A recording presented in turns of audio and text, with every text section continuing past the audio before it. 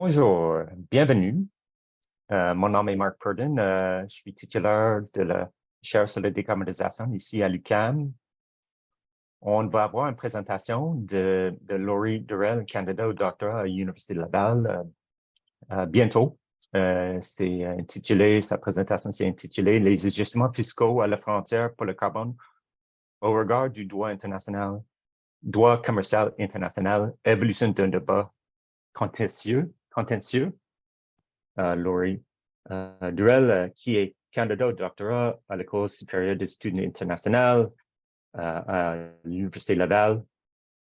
Et ses intérêts de recherche portent sur le droit international économique et la gouvernance internationale de l'environnement, plus précisément sur les mesures environnementales et les accords commerciaux internationaux, notamment concernant la taxation des émissions de gaz à effet de serre. Et depuis 2019, elle est auxiliaire de recherche à la chaire de recherche du Canada en économie politique internationale. Elle a aussi, avant ça, elle avait une grande expérience au sein de l'administration publique québécoise, avec le ministère de l'Économie et de l'Innovation, avec aussi le ministère de l'Agriculture. Donc, une grande expérience dans le pratique politique. Et peut-être grâce à son parcours académique et ses expériences, elle est boursière doctorale du TRSH, une bourse Bombardier qui est un excellent reconnaissant. Puis elle détient un bac en sciences politiques, une maîtrise en études internationales et elle est aussi en train de compléter un micro-programme de génétique en droit international économique. Donc, on est vraiment content qu'elle soit avec nous. Bonjour, merci de me recevoir aujourd'hui. Donc, je vais partager mon écran à l'instant. Si vous pouviez juste me reconfirmer qu'on voit bien la diapositive là, en plein écran. Excellent, parfait. C'est parfait. Excellent. Donc, effectivement, aujourd'hui, je vais vous faire une présentation donc, sur les ajustements fiscaux à la frontière pour le carbone et en me concentrant sur l'aspect de leur légalité en vertu du droit commercial international principalement et également de l'évolution du débat entourant cette question-là à travers le temps.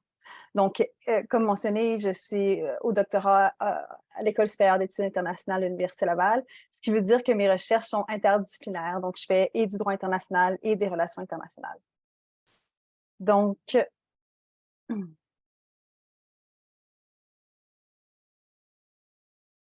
la présentation va s'organiser en 3 grandes parties. La première va servir à mettre la table aux ajustements fiscaux à la frontière en parlant donc de ce que c'est exactement cette mesure-là, en expliquant bien le contexte, en donnant quelques informations également sur le pourquoi mettre en place cette mesure-là et effectivement l'actualité finalement qui est autour de cette question-là.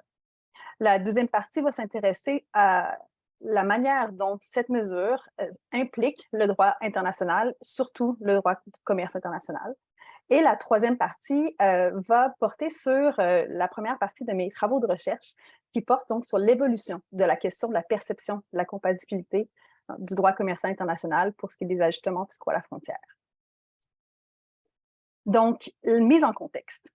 Avant de parler d'ajustements fiscaux à la frontière pour le carbone, il faut prendre un pas de recul, puis parler des politiques de taxes, de prix en fait, des politiques de prix sur les émissions de gaz à effet de serre ou de carbone. J'utilise les deux termes de manière interchangeable pour simplifier finalement, mais je sous-entends que l'un est égal à l'autre. Donc, ces politiques de prix sont de plus en plus populaires à travers le monde. Pour les habitués des webinaires de la chaire, il y a effectivement plusieurs présentations qui portent notamment sur l'instrument qu'on a au Québec avec la Californie pour taxer les GES. Et donc, ces politiques de prix ont gagné en importance à travers le monde, mais s'articulent de vraiment plusieurs manières, de plusieurs types d'instruments politiques avec des portées très différentes, avec des niveaux de prix très différents. Et il y a encore évidemment aussi beaucoup de pays ou régions qui n'ont pas de politique de prix sur les gaz à effet de serre. Donc, selon la Banque mondiale, en 2022, c'était environ un quart des émissions de gaz à effet de serre qui étaient couvertes par des politiques de prix. Donc, étant donné l'absence de politiques, ça peut créer des enjeux au niveau pour les États qui mettent en place des politiques de prix.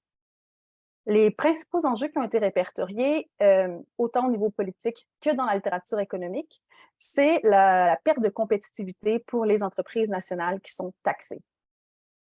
Donc, en effet, lorsque ceux-ci, les entreprises nationales d'un État taxé, compétitionnent sur leur territoire avec des produits importés qui ne sont pas soumis à une politique équivalente, ils peuvent perdre de la compétitivité. Et même chose lorsqu'ils compétitionnent à l'international, donc avec les autres produits. Il y a également l'enjeu de ce qu'on appelle fuite carbone ou en anglais carbon leakage, qui réfère à cette notion que les entreprises les plus polluantes pourraient éventuellement quitter un endroit, un territoire, pour s'installer dans un endroit où les politiques de prix seraient plus favorables finalement à leurs activités. Donc, c'est face à ces deux constats qu'il y a des politiciens, mais aussi la littérature académique, a suggéré la proposition de mettre en place un ajustement fiscal à la frontière pour le carbone. Donc, l'idée d'un ajustement fiscal à la frontière pour le carbone, c'est d'égaliser les conditions de concurrence entre les industries nationales qui sont taxées et les concurrents étrangers qui ne le sont pas. Et donc, l'objectif, c'est de faire en sorte que les taxes intérieures n'aient aucun effet négatif, ou même positif, en fait, sur le commerce. On peut distinguer, si on veut, plusieurs niveaux ou types d'ajustement à la frontière. Le premier, c'est l'ajustement au niveau des exportations. Ça peut ressembler à ce que le Québec et même l'Union européenne font pour le moment, qui sont d'allouer gratuitement des quotas d'émissions pour les entreprises qui sont à plus haute intensité carbone et exposées au commerce, principalement. Donc, c'est cette idée que finalement qu'on peut ajuster pour les entreprises qui voudraient exporter leurs produits. Donc, cette mesure-là, elle est généralement, dans une forme ou dans une autre, mise en place actuellement au sein des États qui mettent en place des politiques de gaz à effet de serre, de prix sur les gaz à effet de serre. L'autre pendant des ajustements fiscaux à la frontière, c'est au niveau de l'importation. Et ça, pour le moment, il n'y a aucun État ou groupe d'États ou régions qui ont mis en place de manière importante, si on veut, un ajustement au niveau des importations. Et le troisième aspect qu'on pourrait noter, c'est un ajustement complet qui combinerait en fait un mélange de ces deux éléments-là. Donc, il peut y avoir mille et une manières de faire des ajustements fiscaux à la frontière, tout comme il y a plusieurs types de politiques nationales sur les prix des gaz à effet de serre. Pour ce qui est des exportations, des ajustements à l'exportation, je l'ai mentionné tout à l'heure, c'est cette idée potentielle d'émettre des quotas d'émissions gratuits. On pourrait aussi penser à des exemptions ou à des remboursements si on avait une taxe sur le carbone. Pour ce qui est des ajustements à l'importation, on pourrait également imaginer l'application d'une taxe sur les produits importés pour refléter leur intensité carbone. On pourrait aussi imaginer l'achat de quotas d'émissions par les importateurs, par exemple, et je vais en revenir brièvement tout à l'heure, mais c'est principalement ce que l'Union européenne propose de faire. Et donc, pour conclure sur cet aspect-là, on peut imaginer tout autant de politiques d'ajustement fiscal à la frontière qu'il y a de politiques nationales, avec toutes les variations que ça sous-entend au niveau des prix pour le carbone et les gaz à effet de serre, au niveau de la portée pour les industries, etc. Donc, maintenant, je vais vous présenter rapidement ce que la littérature économique dit sur les ajustements fiscaux à la frontière pour mieux comprendre leur intérêt, finalement. Donc, il y a plusieurs études qui ont tenté d'imaginer l'impact que pourraient avoir ces politiques-là. Et il semble y avoir un certain consensus sur le fait qu'effectivement, ça aurait un effet positif sur la compétitivité. Il y aurait également un effet positif au niveau de diminuer le risque de fuite de carbone, mais avec une variation certaine par rapport au secteur d'activité et aussi potentiellement entre les différents États. Et il y a finalement d'autres études qui se sont intéressées à comparer différents types d'outils fiscaux qui auraient un objectif similaire et qui concluent qu'un ajustement fiscal complet serait la politique la plus efficace, en fait, pour des fins de compétitivité de fuite carbone. Ce qui est intéressant aussi, qui est trouvé dans la littérature économique, c'est que si les taxes sur le carbone au niveau national sont faibles, à ce moment-là, ça diminue l'intérêt d'avoir un ajustement fiscal à la frontière. Et finalement, il y a aussi cette notion que, étant donné l'objectif premier de taxer les émissions de gaz à effet de serre et donc de créer un incitatif pour réduire ces émissions-là, si jamais il y avait un ajustement fiscal à la frontière au niveau de l'importation, il faudrait prendre en considération les différents niveaux de gaz à effet de serre à travers les pays et les secteurs, étant donné que sinon, si c'est un niveau fixe partout à travers le monde, ça annulerait l'incitatif économique de réduire les gaz à effet de serre. Il y a également plusieurs enjeux techniques dans la mise en place d'un ajustement fiscal à la frontière, surtout au niveau de l'importation. C'est d'ailleurs, j'imagine, une des raisons qui explique pourquoi cette politique-là n'est pas encore appliquée aujourd'hui.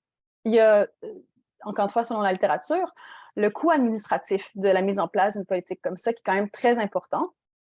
Il y a cette difficulté aussi de traçabilité, parce que dépendamment du type de produit qui serait visé, on peut imaginer que plus le produit est complexe, si on veut, dans sa composition, plus ça peut soulever des enjeux au niveau de la traçabilité, étant donné que les chaînes de valeur internationales sont très, disons, ouvertes à travers le monde maintenant. Et il y a aussi lié à ce que j'ai dit tout à l'heure, cette idée que, évidemment, chaque produit peut avoir une empreinte carbone très variée, dépendamment de où il est fait, du type d'usine dans laquelle il est fabriqué, etc. Et donc, ça sous-entend finalement une application d'un ajustement fiscal à la frontière à l'importation à la carte, ou du moins plutôt de niveau précis. Donc, comme mentionné tout à l'heure, au niveau des ajustements à la frontière pour l'importation, c'est pas encore mis en place, mais c'est quelque chose qui est hautement discuté et qui devrait vraisemblablement voir le jour en Union européenne dans les prochaines années. Donc, en décembre, l'Union européenne a officiellement voté, ou plutôt conclu les négociations internes pour décider de la mise en place de cette mesure-là.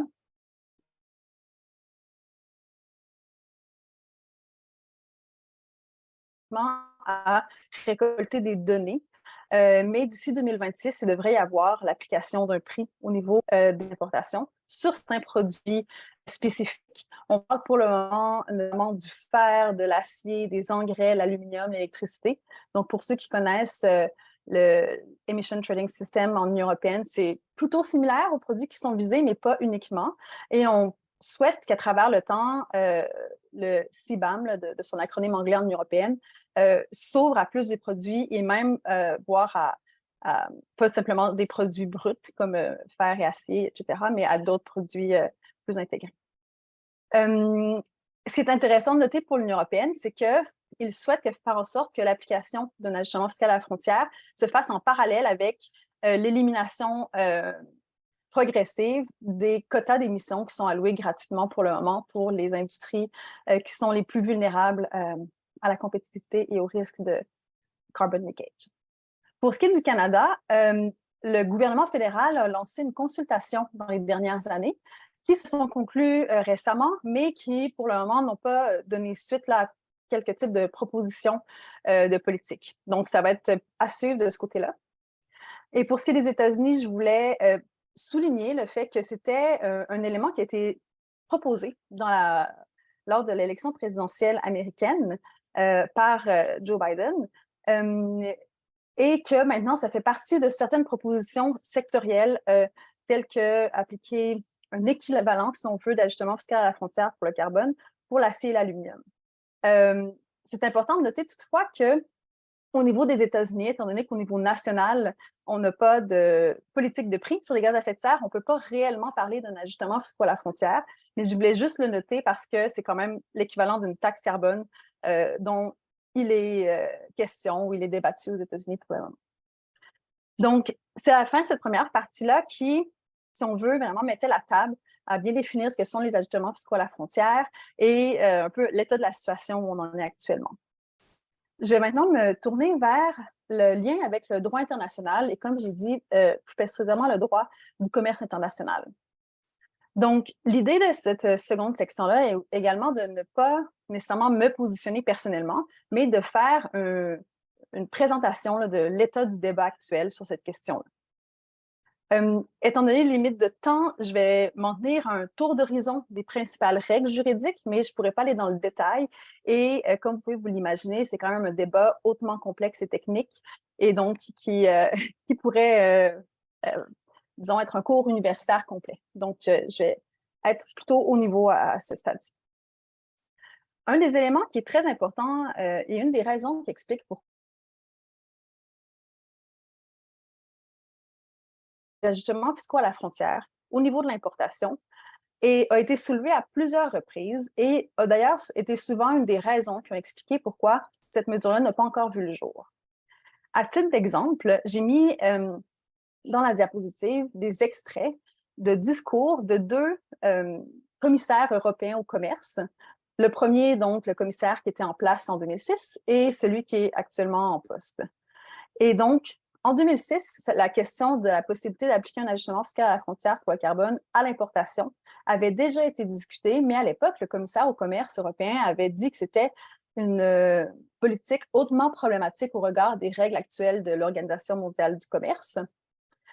Et aujourd'hui, dans le contexte où l'Union européenne veut aller de l'avant avec cette mesure-là, le commissaire au commerce actuel en Union européenne a mentionné donc qu'ils allaient de l'avant avec cette politique et de manière conforme aux règles de l'OMC. Donc, cette notion de la conformité aux règles de l'OMC est centrale au débat des ajustements fiscaux à la frontière et semble également avoir évolué à travers le temps. Donc, c'est la deuxième raison de l'intérêt de la présentation et de regarder l'évolution du débat. Donc, peut-être avant de plonger dans les règles plus précises du commerce international qui sont interpellées par la question, un petit rappel au niveau là, du droit international. Donc, l'Organisation mondiale du commerce est une organisation multilatérale qui comprend 164 membres et qui inclut de nombreux accords de commerce, dont le plus ancien, qui est l'accord général sur les tarifs douaniers et le commerce, qui est entré en vigueur en 1947. Cet accord-là est encore en vigueur à l'OMC et d'ailleurs, la plupart de ces règles de base, si on veut, ont effectivement constitué la base du régime commercial international, du régime juridique commercial international. Et c'est d'ailleurs sur ces règles-là que la plupart des accords de libre-échange bilatéraux ou régionaux se sont construits. Dans tous les cas, et à l'OMC, comme dans la plupart des accords de libre-échange commerciaux internationaux, il y a également un système de règlement des différends qui est mis en place. Donc, dans ce système de règlement des différends, les prévu qu'il peut y avoir des juges, si on veut, qui sont nommés pour arbitrer les éventuels conflits entre les États sur les règles de ces traités. Donc, c'est cette notion-là qui est quand même très importante à avoir en tête quand on pense au fait que les États sont peut-être si précautionneux à mettre en place des mesures qui sont conformes aux règles de l'OMC. Également, un élément que je vais mentionner, c'est que le droit international, comme j'ai noté, s'est construit sur des règles quand même très anciennes en partie, mais à travers le temps, il y a eu plusieurs litiges, notamment à l'OMC, et il a été reconnu que les fait en sorte qu'il y a des nouveaux enjeux, évidemment, qui sont apparus dans le commerce international depuis, et que les juges peuvent, entre autres, se positionner sur la question, finalement, au regard des développements du droit aujourd'hui. Donc, c'est tout aussi l'intérêt de se questionner par rapport aux ajustements fiscaux au niveau de l'importation, bien qu'ils n'ont pas encore été mis en place et qu'il n'y a pas de règles spécifiques précisément pour ce cas-là à l'OMC. Il y a toute la question de savoir comment les règles pourraient être interprétées sur cet élément-là et aussi la manière dont le droit a potentiellement évolué sur cette question. Donc maintenant, encore une fois, je vais vous présenter de manière quand même très générale, si on veut, là, les principes fondamentaux du droit du commerce international. J'ai catégorisé les principes en 3 grandes parties et qui comprennent des règles précises. Le premier principe, c'est celui de la non-discrimination. Ce principe-là est prévu notamment par 2 règles très importantes en droit du commerce international, qui est la règle du traitement national. La règle du traitement national, c'est cette idée que les États doivent s'engager à offrir le même traitement à un produit étranger qu'un produit domestique ou national, si on veut, qui est similaire. Donc, on doit traiter les produits étrangers de la même manière qu'on traite nos produits nationaux, similaires. Pour ce qui est du traitement de la nation la plus favorisée, c'est cette idée que les États doivent s'engager à ne pas établir de discrimination entre différents produits internationaux. Donc, par exemple, le Canada ne pourrait pas discriminer un produit en provenance de l'Inde ou de la Chine. Il doit les traiter de la même manière. Il y a évidemment plusieurs exceptions qui existent, notamment pour le fait de conclure des accords de libre-échange. Un autre principe fondamental du commerce international, c'est cette idée de faciliter et d'augmenter l'accès au marché. C'est notamment prévu dans des règles qui sont liées aux tarifs douaniers et donc qui visent à éliminer autant que possible les tarifs douaniers, mais surtout à faire en sorte que les droits de douane qui sont actuellement négociés ne puissent pas être augmentés à nouveau par les États. Il y a également des règles relatives à l'application de restrictions quantitatives aux produits importés. Voilà. Le dernier grand principe, c'est cette idée de concurrence loyale. Et donc, il y a plusieurs règles qui visent à limiter les distorsions au marché et également à encadrer les subventions. Donc, les subventions, l'aide financière des États aux entreprises sont permises, mais il y a quand même des règles qui les réglementent. Et donc, si on essaie d'appliquer ces principales règles-là aux ajustements fiscaux à la frontière, il y a potentiellement des points de friction qui peuvent apparaître. Pour ce qui est des ajustements fiscaux au niveau de l'exportation, qui est une pratique plutôt répandue d'une certaine manière, comme je l'ai mentionné, il semble y avoir une certaine tolérance actuellement pour cette mesure-là, car il n'y a pas encore eu de litige sur la question. Mais il y a plusieurs auteurs, juristes, qui soulèvent le fait que ça pourrait potentiellement soulever des questions au niveau des règles sur les subventions, étant donné qu'il est prévu que les États puissent ajuster au moment de l'exportation pour certaines taxes, comme les taxes directes, mais pas pour d'autres taxes comme les taxes indirectes. Donc, il y a toute cette question de savoir comment se catégoriseraient les ajustements fiscaux à la frontière. Pour ce qui est des ajustements fiscaux au niveau de l'importation de produits, c'est là où le débat est beaucoup plus contentieux. Donc, les principales règles, point de friction, si on veut, ce serait d'abord le principe du traitement national, qui est cette idée, donc, qu'on doit traiter les produits similaires de la même manière. De cette idée de traitement national vient aussi l'idée que les produits similaires ont pour le moment été définis d'une manière qui ne permettent pas beaucoup la possibilité d'inclure ce qu'on appelle les procédés et méthodes de production. Donc, du moins, c'est très limité. Donc, il y a un grand débat au sein de la communauté de juristes à savoir, par exemple, si on peut traiter une barre d'aluminium, par exemple, qui a été produite avec de l'énergie verte, de la même manière qu'une barre d'aluminium qui a été produite avec des énergies fossiles. Donc, cette question-là est très débattue. L'autre point de tension qu'il peut y avoir, c'est avec la règle de la nation la plus favorisée. Donc, comme j'ai mentionné tout à l'heure, les États, au point de vue économique, auraient avantage à mettre en place un ajustement à la frontière qui établit une discrimination en fonction du niveau d'intensité des produits. Ceci étant dit, avec la règle du principe de la nation la plus favorisée, notamment, ça limite la possibilité de discriminer les produits en fonction de leur état. Voilà. Donc, c'est ces principales règles-là qui sont vraiment contentieuses pour les ajustements fiscaux à la frontière, mais il existe certaines exceptions au sein de l'OMC et dans les accords de libre-échange de manière générale.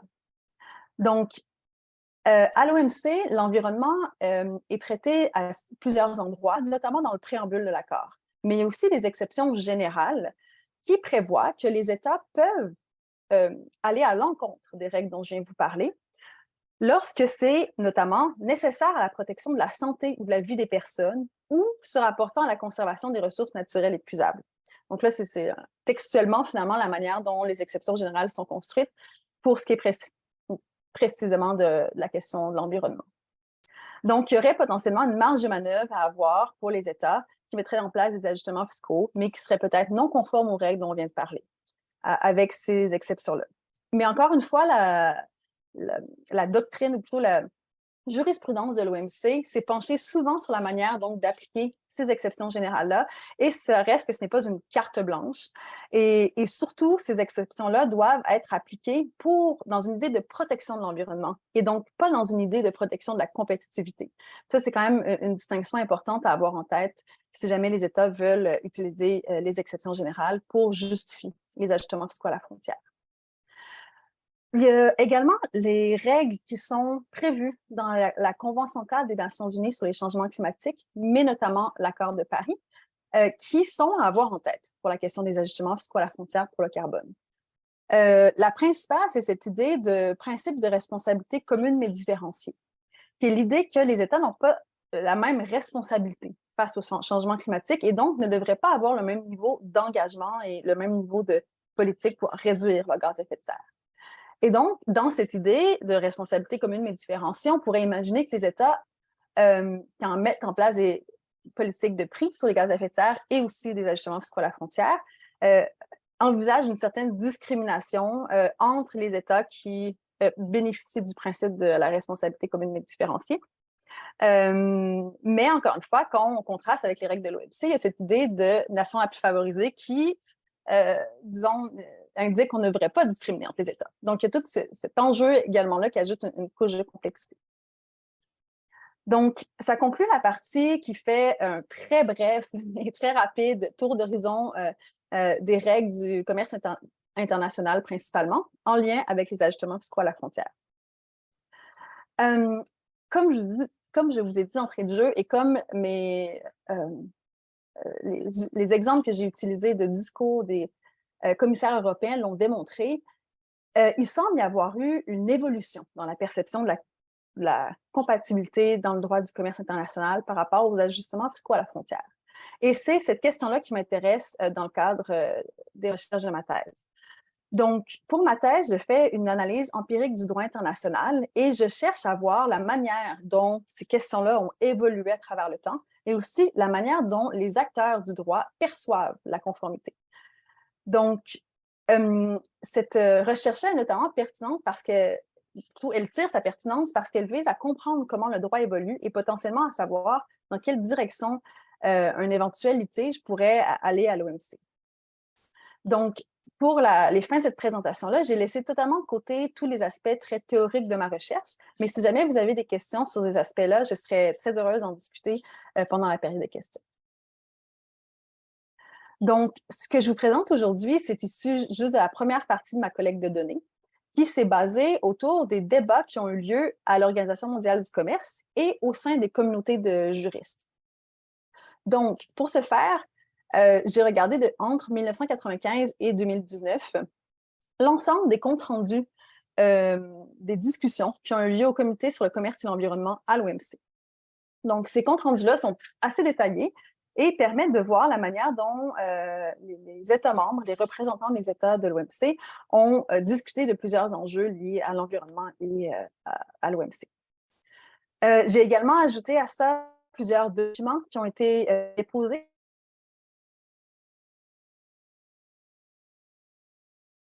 et l'ensemble de la littérature académique, ce qu'on peut appeler la doctrine en droit, qui a été produite sur cette question-là, sur la question précise de la légalité à l'OMC, des ajustements fiscaux à la frontière pour le carbone. L'idée derrière le fait de conjuguer ces différentes sources-là, c'est que les juges dont j'ai parlé tout à l'heure, qui peuvent être appelés à régler des différends à l'OMC, sont très souvent des professeurs ou étaient des professeurs spécialistes du droit commercial international. Donc, il y a une potentielle interaction finalement entre ces différentes communautés-là. Donc, une fois que j'ai identifié tous ces documents-là, je les ai codés et j'en ai fait une analyse de réseau discursif.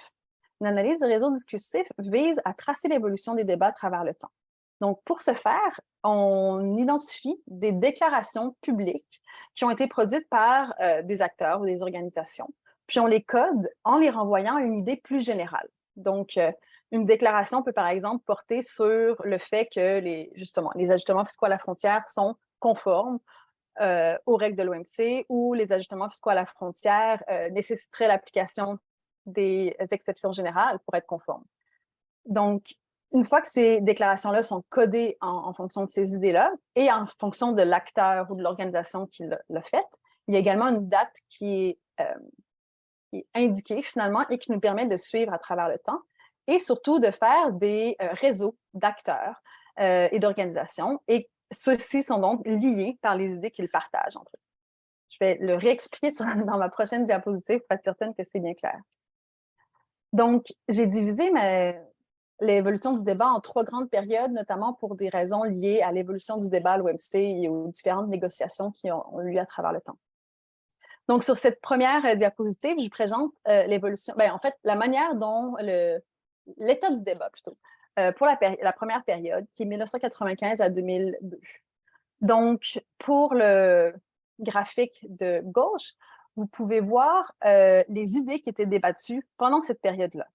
Vous avez donc les petites barres indiquent le nombre de déclarations qui ont été faites d'un côté en disagreement et de l'autre côté en accord avec donc en désaccord et en accord avec l'idée en question.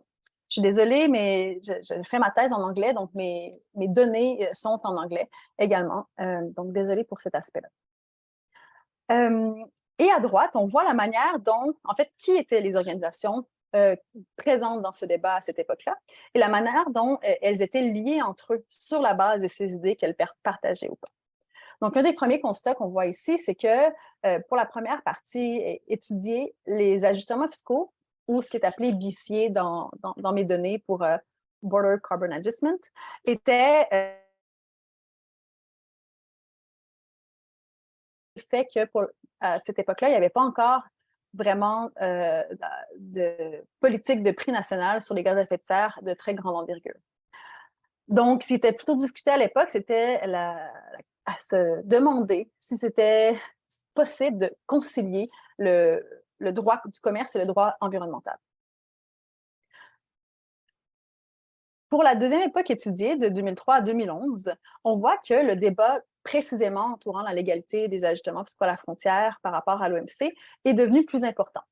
Donc, on voit la première idée qui était débattue, c'est de savoir, c'est de dire que les ajustements fiscaux seraient certainement compatibles à l'OMC. Et on voit qu'en fait, il y avait beaucoup de gens qui étaient en désaccord avec ça. Par contre, un des éléments qui semblait plus faire consensus était l'idée que les règles de l'OMC étaient peu claires et n'étaient pas claires, en fait, par rapport aux ajustements fiscaux. Ça, il semble y avoir beaucoup d'accords sur cette question-là. Dans le réseau, on voit, j'ai oublié de mentionner qu'en bleu, ce sont des acteurs étatiques, en rouge, ce sont les juristes, et en vert, ce sont des représentants d'organisations internationales. Donc, on voit donc sur le réseau que les acteurs étatiques interagissent par leurs idées beaucoup avec les juristes. Et ça contraste assez avec la période suivante, qui est la dernière période où il semble s'être formé finalement des coalitions plutôt étanches, si on veut, où il y a un débat au sein de la communauté juridique et d'autres débats entre les acteurs de l'OMC. Donc, pour cette période-là, ce qui est intéressant de noter, c'est qu'à l'OMC, surtout, en fait, il y a un regain de la question de savoir si c'est pertinent pour l'OMC de s'enquérir ou de traiter des enjeux climatiques. Donc, il y a beaucoup d'acteurs qui pensent, là, je suis désolée pour la double négation, mais donc, il y a beaucoup d'acteurs qui pensent qui ne sont pas d'accord avec le fait que l'OMC ne devrait pas gérer les questions climatiques. Donc, en gros, qui sont d'accord avec le fait que l'OMC devrait s'enquérir de ces questions-là. Et le débat des ajustements fiscaux à la frontière est encore présent, mais disons peut-être un peu moins au sein des forums de l'OMC et beaucoup plus dans la littérature juridique. Ce qui est intéressant de constater, c'est qu'il y a quand même une grosse différence avec la période précédente, alors que, étant donné que maintenant, il y a peu d'énoncés qui ont été faits par rapport au fait que les ajustements fiscaux seraient non conformes aux règles de l'OMC. En fait, quand c'est discuté, c'est souvent pour dire que les ajustements fiscaux seraient conformes aux règles de l'OMC. Donc, il semble y avoir eu effectivement une évolution du débat. Ce débat-là semble plutôt l'évolution du débat qui supporte maintenant de plus en plus la possibilité que les ajustements fiscaux seraient légaux en vertu des règles de l'OMC, semble provenir de la communauté juridique d'abord et avant tout. Et voilà. Un élément intéressant que je voudrais préciser, c'est que l'évolution de ce débat-là n'est pas directement liée à l'évolution de la jurisprudence à l'OMC.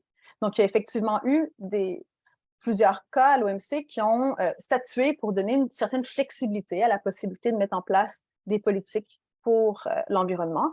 Mais il y a plutôt un décalage, en fait, entre le moment où la doctrine commence à être plus favorable à la mise en place de ces politiques-là et le moment où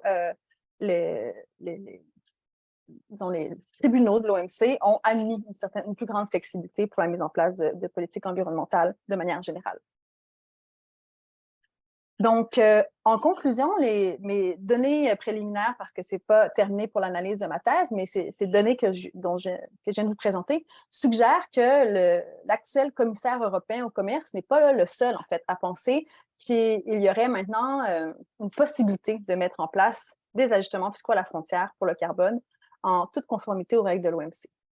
Même dans la littérature juridique des toutes dernières années, il semble y avoir un quasi-consensus sur donc, la possibilité de mettre en place ces politiques-là en conformité avec l'OMC, mais un consensus sur le fait qu'il y a une marge de manœuvre. Parce qu'évidemment, le diable est dans les détails, surtout quand on parle du droit et du droit commercial international. Et il y a, comme je l'ai mentionné tout à l'heure, mille et une manières de faire des ajustements fiscaux à la frontière pour le carbone. Et donc, ça risque d'être plutôt dans ces détails-là de la mise en œuvre de ces politiques qui vont être très importants pour juger de la potentielle conformité ou non face aux règles de l'OMC. Également, cette présentation, je pense, a souligné les tensions qui existent dans les différentes manières ou plutôt dans les différents impératifs pour mettre en place des ajustements fiscaux. Donc, en effet, les impératifs économiques, administratifs et politiques et juridiques, et même entre différentes branches du droit international, comme on l'a vu, entre guillemets, tirent parfois dans les sens opposés pour la mise en place de ces politiques-là. Et donc, ça ajoute un défi supplémentaire aux États qui veulent mettre en place de telles politiques.